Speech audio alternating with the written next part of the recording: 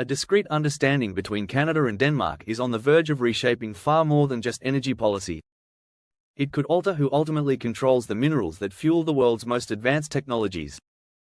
As Washington gets stuck debating tariffs and Europe rushes to find alternatives, Ottawa and Copenhagen are steadily building alignment around one of the scarcest resources on the planet: critical minerals. These are the elements buried deep underground that allow smartphones to operate, wind turbines to spin, and electric vehicles to run.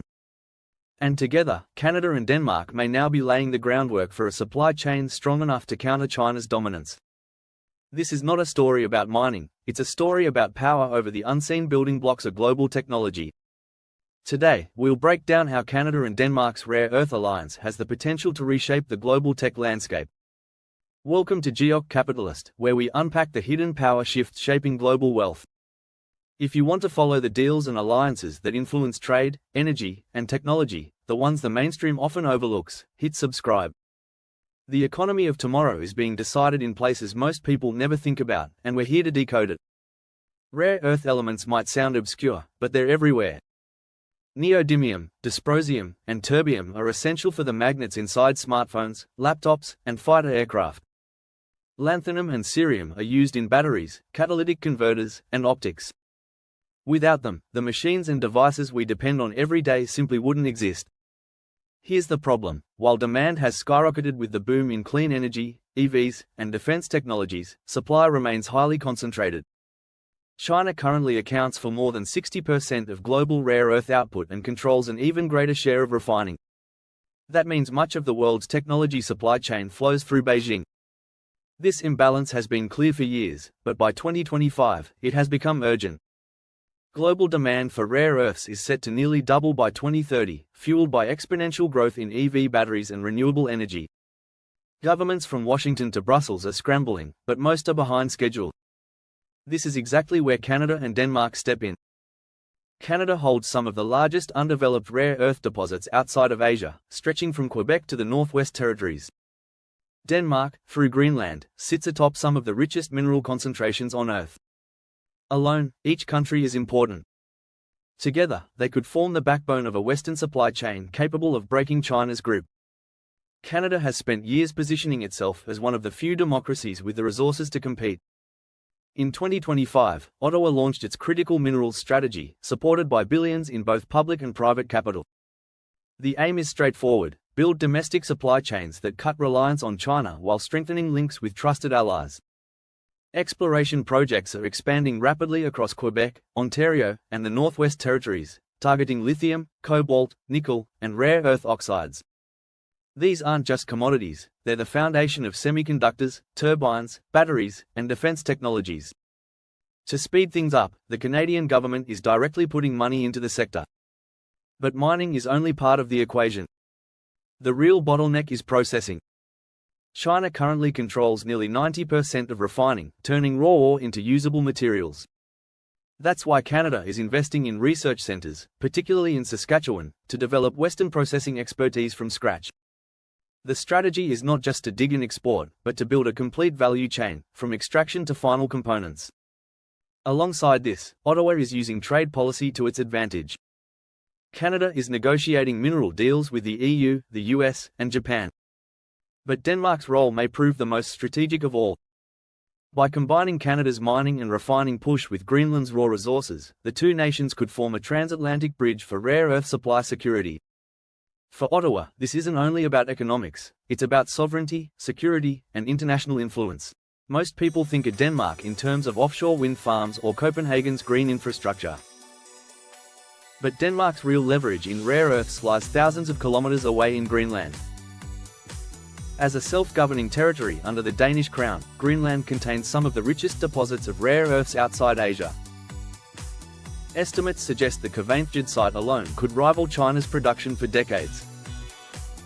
Other southern Greenland locations contain valuable resources like uranium, zinc, and niobium. The scale is enormous, but politics has always been tricky. Greenland's population has resisted certain projects over environmental concerns, and Denmark has had to balance local voices with global demand. By 2025, however, the global race for rare earths has tipped the scales.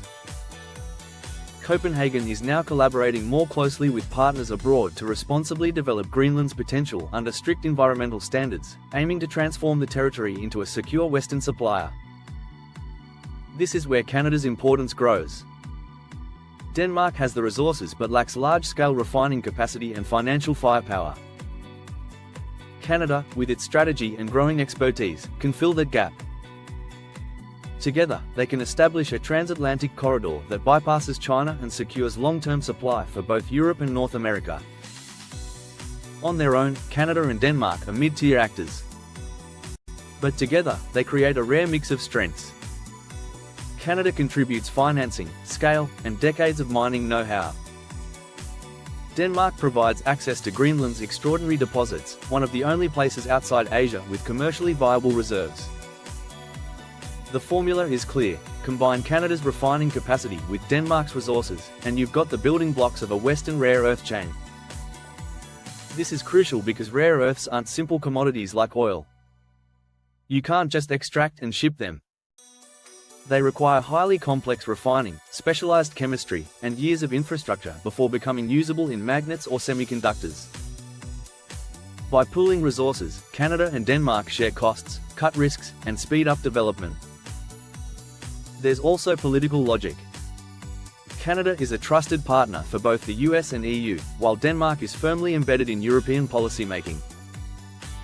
A joint alliance would be uniquely positioned to supply both continents, spreading risk and building reliability. Meanwhile, China still dominates. It not only leads in mining but also in refining and export restrictions. By 2025, Beijing has already hinted at limiting certain exports, rattling global markets. The Canada-Denmark alignment isn't just about new opportunities, it's about resilience. It signals that the West is ready to build its own infrastructure without depending on Beijing. In short, the alliance makes sense across the board, economically, politically, and strategically, and could be the West's best chance to compete within this decade. China's dominance didn't happen by chance. While others shuttered mines during downturns, China expanded refining, trained engineers, and built an integrated ecosystem. The bottleneck isn't ore, it's the chemistry that turns ore into oxides and then into magnets. That's what gives Beijing its edge. But a Canada-Denmark corridor could change that equation. Greenland supplies the deposits, developed under strict sustainability rules, while Canada adds financing, expertise, and midstream processing. Link that to transatlantic demand, and you get a regional loop, from resource to component, all within trusted jurisdictions. Each ton processed outside China reduces dependency, stabilizes prices, and strengthens negotiating power. Automakers, turbine manufacturers, and electronics companies all gain alternatives, with longer contracts, steadier planning, and improved quality. The risk, however, is timing. Demand is rising faster than capacity. If permitting or refining projects stall, incumbents hold their leverage. That's why coordination, shared standards, and transparent agreements matter. Quiet, consistent delivery, not one big deal, will ultimately chip away at China's incumbency. The US is watching closely. America still imports most rare earth inputs, with only limited refining at home. While projects in California and Texas are advancing, delays from environmental reviews and financing remain obstacles. US policy is often divided among reshoring, tariffs, and energy, leaving midstream minerals underfunded. That's why a Canada-Denmark corridor could matter so much to Washington. It provides a secure supply from allies, though it also risks shifting influence northward if Ottawa and Copenhagen take the lead in setting standards and pricing benchmarks. The stakes go beyond mining permits.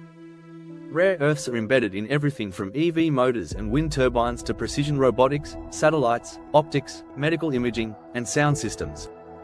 When supply is concentrated, innovation slows, because engineers design around what's reliably available, not what's ideal. A diversified corridor anchored by Canada and Denmark could free innovation, offering planning certainty with long-term contracts and sustainability metrics. The ecosystem effect is powerful. Refining attracts metal making, which draws magnet fabrication, which then brings in advanced component manufacturing. Around that cluster, research, training, and recycling scale up, cutting costs and boosting innovation. Canada's research hubs and Denmark's universities could be natural partners in recycling, pilot lines, and open sustainability standards. For consumers, benefits show up as more efficient cars, longer-lasting electronics, and sturdier wind farms. For governments, the payoff is resilience, leverage in trade, and protection against single-point shocks. Over the next 12 to 18 months, 3 signs will determine if this alliance turns into reality or fades into headlines. First, Greenland permitting and community agreements. If projects move forward with credible safeguards, investment will follow. Second, Canada's processing build-out, pilot refineries scaling up, funded metal making, and magnet plants near manufacturing hubs. Third, policy glue, long-term contracts tying together mines, refiners, and end users under transparent traceability and recycling rules. These aren't fast projects, they're chemical plants and logistics networks. But if Canada and Denmark maintain coordination, aligning banks, export agencies, and research programs, the impact compounds each year. A predictable, transparent corridor becomes the default choice for global buyers who value reliability over volatility. And that's today's breakdown. If you found this valuable, check out our next video, which ties directly into these unfolding shifts. Don't forget to subscribe, your support helps us continue decoding the world's hidden power plays. So, what do you think? Is this just diversification, or the start of a Western supply chain revolution? Either way, the world is watching. This was Canada and Denmark's rare earth alliance and how it could reshape global tech. Thanks for watching, and see you next time.